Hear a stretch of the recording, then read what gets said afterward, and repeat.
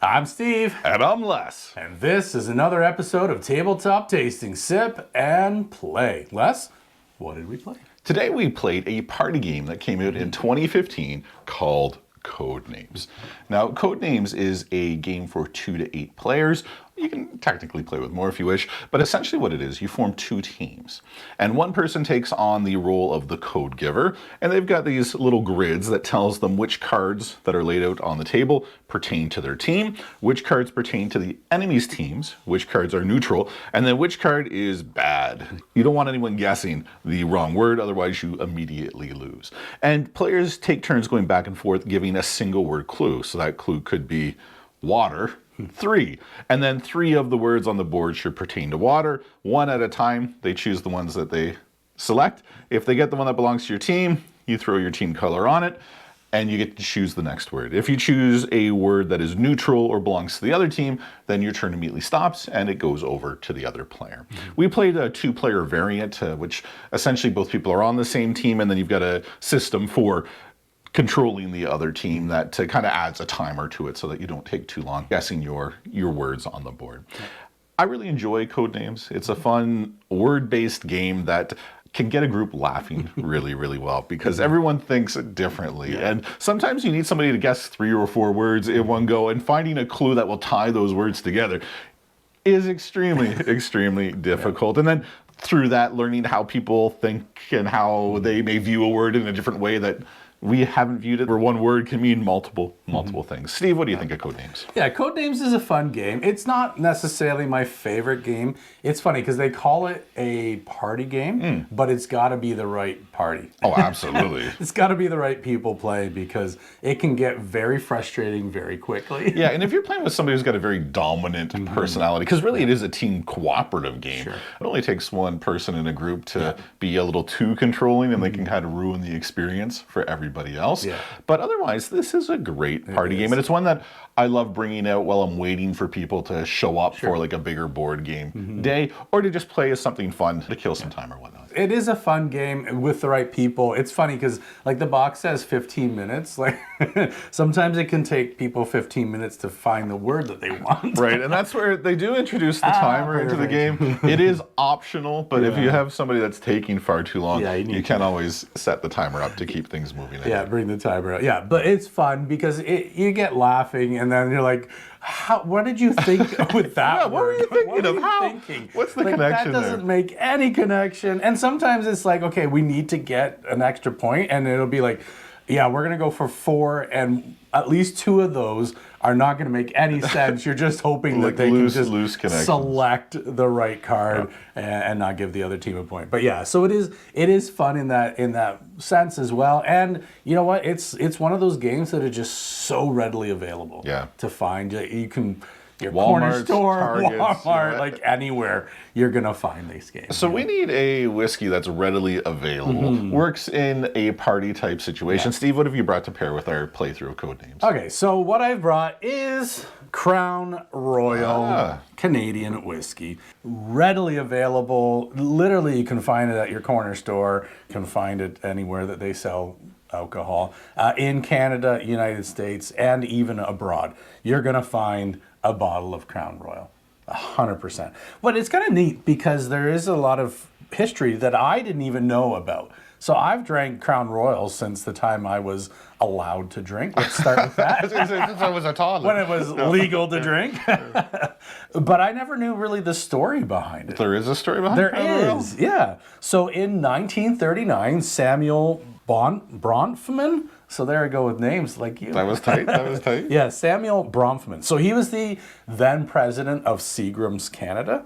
He created Crown Royal as a gift to King George VI and Queen Elizabeth on their first ever visit to Canada. And so he crafted the bottle and he crafted the whiskey inside of it. So that royalty, Crown Royal, is a callback to the royals. 100%. That was why it was like that. Yeah, so the Crown Royal is because it was a gift to the royals. So he experimented with hundreds and hundreds of different blends. In fact, in his Waterloo, Ontario distillery, which is really quite close to us. The final product was a blend of 50 different whiskeys from around Canada. They started to produce it, and it was actually only available in Canada until 1964. Did you say a blend of 50 whiskeys? 50 whiskeys. How would you possibly go through that process of selecting 50 different whiskeys? Yeah, I don't know. They literally just had like everybody sending them whiskey from their distilleries, and they blended it all together. He kept notes, I guess, as to what the blend would be, and it now is still a blend of those 50 different types of recipes or whiskeys that go into this, which is kind of crazy. Yeah. I've never heard of anything kind of quite like it, right? Now, obviously, they do it all together in one mash bill. So it was only available in Canada until 64. Then it was released to the States and became hugely popular. So much so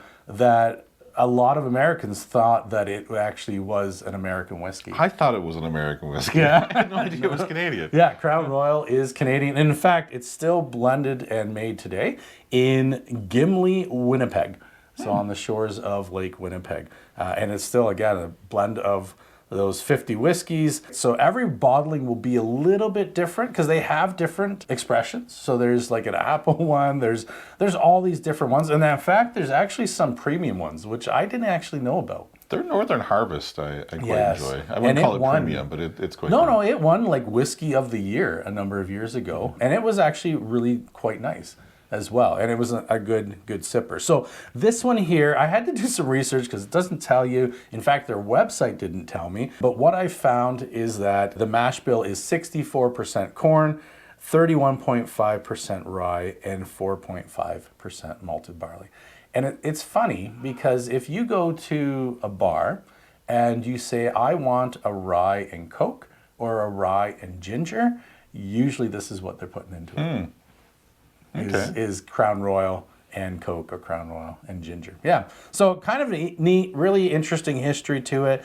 Readily available. You can literally find this anywhere that they sell liquor. Excellent, which is why it pairs so well with Codenames. Codenames is a game that, you got 25 words on the table at one time. Flip them over, you've got 50. There's a little tie there. Hey. But it's a party game. Yeah. It's not going to be the game that you want to live and die on. No. It's just a fun party game. And that's the same thing with the Crown Royal. Yeah. It's not, some people, this is their favorite whiskey. It is, yeah. I don't understand that, but good for them. We all have our choices and our preferences. But having not actually just drank it straight in I haven't done that in a long time. it is actually it's okay. It's still one of my go-to mixers, but 100%, it's okay to sip on as well. Yeah. And like it's nice on the rocks, right? So just with some ice. I don't find it has a ton of flavor, but we are used to a lot higher ABV. You cannot knock it. It's great for a mixer. And you know what? It's actually not half bad, even just on its own. It's good enough for the Queen. It's good enough for me. So Steve, Yes, Les? I think we've learned a valuable lesson today. I believe we have. And that is, if you're going to play the 2 to 8 player game Codenames, you want to pair it with. Ooh, you want to pair it with some Crown Royal. My name is Les. And I'm Steve. And this is Tabletop Tastings. That it is. Have a great day. Yeah.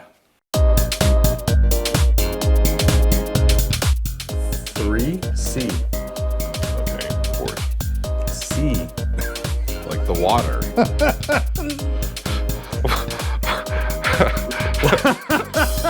Okay, port. Oh, sorry.